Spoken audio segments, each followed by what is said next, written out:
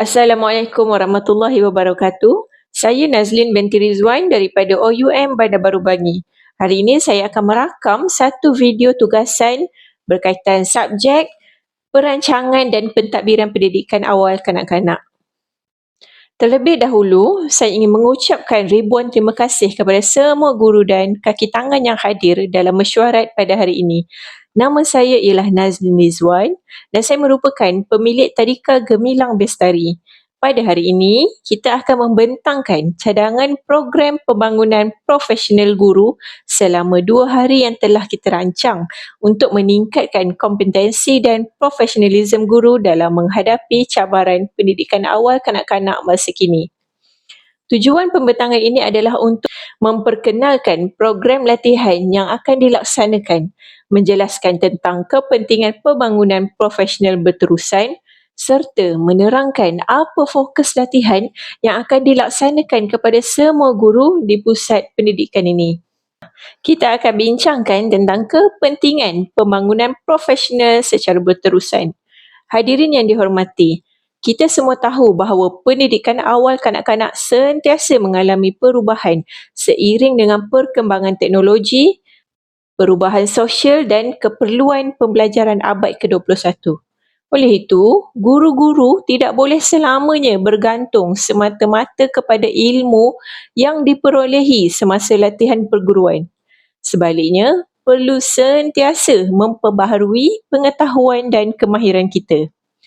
Pembangunan profesional berterusan membolehkan guru meningkatkan kualiti pengajaran, memahami keperluan semasa kanak-kanak dan mengaplikasikan pendekatan pembelajaran yang lebih berkesan. Guru yang sentiasa menambah ilmu juga sebenarnya akan lebih yakin dalam melaksanakan tugas dan mampu memberikan pengalaman pembelajaran yang berkualiti kepada kanak-kanak. Selain itu, sebenarnya latihan profesional sangat membantu guru-guru menyesuaikan diri dengan penggunaan teknologi dalam pendidikan, mengurus tingkah laku kanak-kanak dengan lebih baik serta meningkatkan kemahiran komunikasi dengan ibu bapa dan komuniti.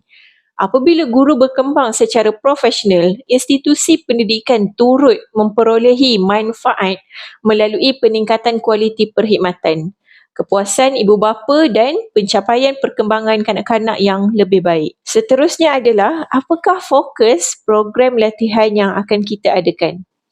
Berdasarkan keperluan semasa pendidikan awal kanak-kanak, suka untuk saya cadangkan tentang 2 bidang pembangunan profesional utama untuk diberi tumpuan dalam program latihan dalaman selama 2 hari nanti.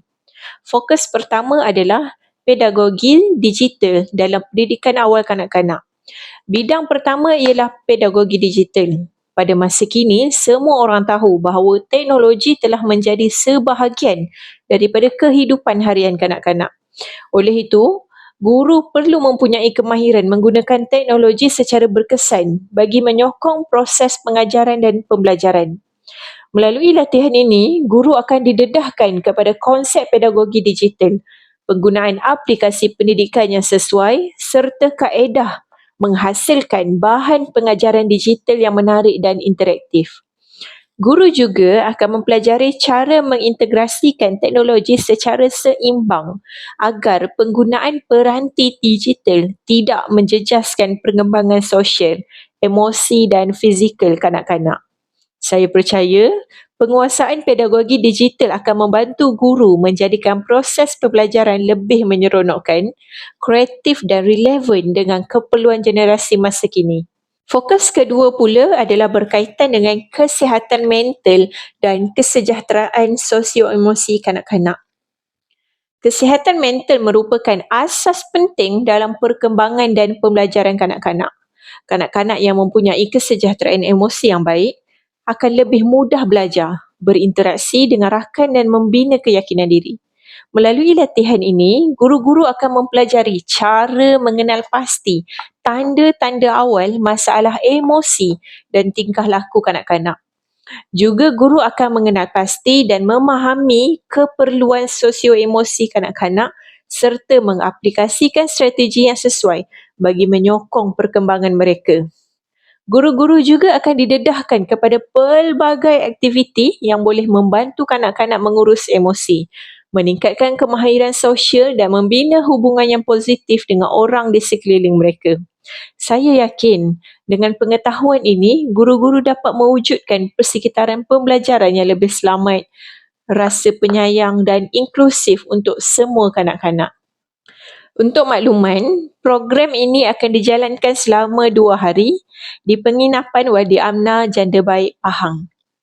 Hari pertama akan memberi fokus kepada pedagogi digital melalui sesi ceramah, demonstrasi penggunaan aplikasi pendidikan dan bengkel menghasilkan bahan pembelajaran digital.